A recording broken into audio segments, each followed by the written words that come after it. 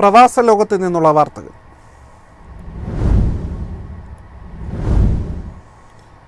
അനധികൃത കുടിയേറ്റക്കാരെ ഗ്വാണ്ടനാമോ ജയിലിൽ അടയ്ക്കാൻ ഉത്തരവിട്ട ഡൊണാൾഡ് ട്രംപ് 30,000 കുടിയേറ്റക്കാരെ താമസിപ്പിക്കാൻ കഴിയും വിധം തടവറ വിപുലീകരിക്കാനാണ് ഉത്തരവ്.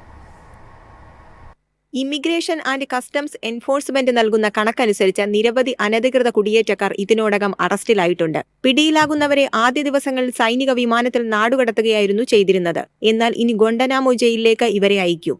ക്യൂബയിലെ ഗൊണ്ടനാമോ ബേയിലെ US നാവിക താവളത്തിലാണ് അതിസുരക്ഷാ ജയിൽ. ഭീകരരെയാണ് ഇവിടെ പാർപ്പിച്ചിരുന്നത്.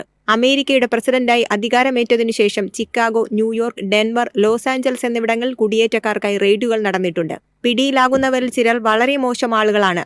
അവരുടെ സ്വന്തം രാജ്യങ്ങൾ പോലും അവരെ സ്വീകരിക്കാൻ തയ്യാറാകില്ല. അതുകൊണ്ടാണ് ഗൊണ്ടനാമോയിലേക്ക് അയക്കുന്നതെന്ന് ട്രംപ് പറഞ്ഞു. ട്രംപിന്റേത് അതിക്രൂരമായ തീരുമാനമെന്ന് ക്യൂബ പ്രതികരിച്ചു.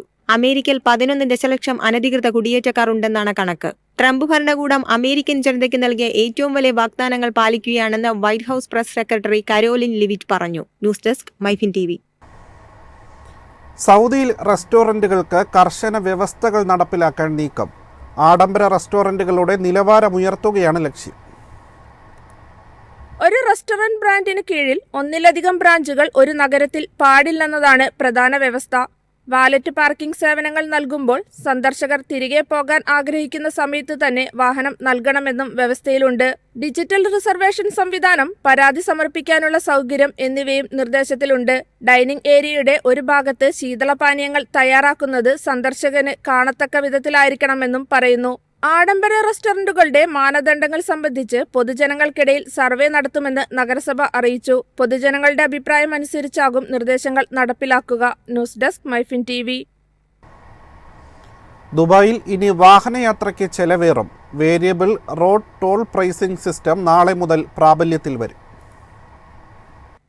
തിരക്കേറിയ സമയങ്ങളിൽ സാലിക് ഗേറ്റിന് 6 ദിർഹം ഈടാക്കുന്ന സംവിധാനമാണ് നിലവിൽ വരുന്നത്.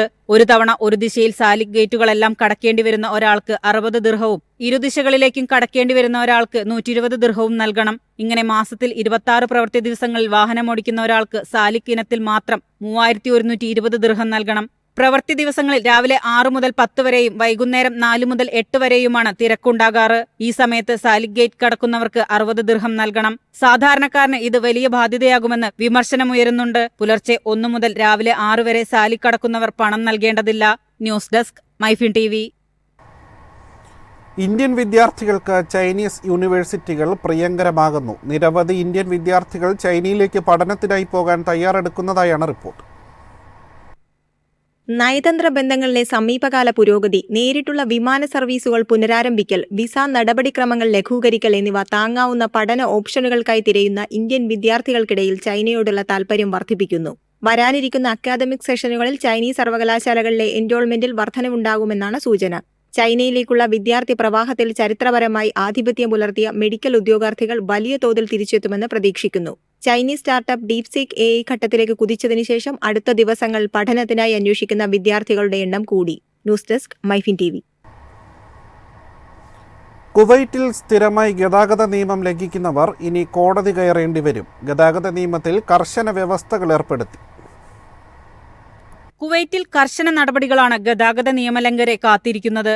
സാധാരണ പിഴകൾ ജനറൽ ട്രാഫിക് വകുപ്പ് സ്വീകരിക്കുമെന്നും എന്നാൽ ഗുരുതര നിയമലംഘകർ കോടതി കയറേണ്ടി വരുമെന്നും മന്ത്രാലയം അറിയിച്ചു. കോടതിയിലേക്ക് റഫർ ചെയ്യുന്ന നിയമലംഘനങ്ങൾക്ക് 600 ദിനാർ മുതൽ 1000 ദിനാർ വരെ പിഴയും 1 മുതൽ 3 വർഷം വരെ തടവും ലഭിക്കും.